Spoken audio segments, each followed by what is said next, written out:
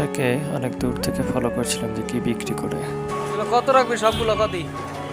মেয়েটাকে জিজ্ঞাসা করলাম যে এগুলো তুই কি বিক্রি করছিস।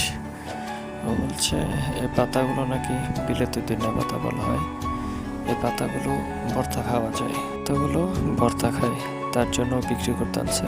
এটা কিনবো। দেখতে পাচ্ছেন ও একটা বাজারে ব্যাগের ভিতরে 4টা ভাগা দিয়ে রাখছে।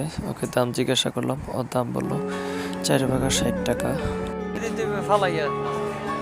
ওকে দাম জিজ্ঞাসা করলাম, পরে ও বলছে 60 টাকা। ও 60 টাকা নিচে দেবে না।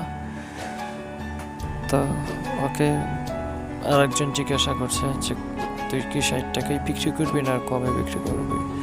ও বলছে না 60 টাকা হলে বিক্রি করবো। পরে আমি 4 মোটা 60 টাকা দিয়ে নিয়েছি ওকে একটু সাহায্য করার জন্য, কারণ দেখতেই পাচ্ছেন খুব গরিব মানুষ, এই কারণে সাহায্য করার জন্য নিয়েছি, তাতে অত উপকার হবে।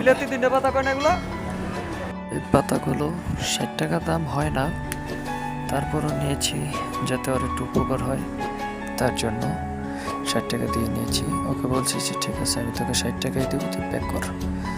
তো ও 60 টাকাতে ওতে যখন আমি বলছি ঠিক আছে তোকে আমি 60 টাকাই দেবো, তখন ও এটা প্যাক করে দিচ্ছে আমাকে। দেখতে পাচ্ছেন 60 টাকা বড় কথা না, এই 60 টাকা নিলে যদি ওর একটু উপকার হয় সেক্ষেত্রে আমি ওকে উপকার করেছি।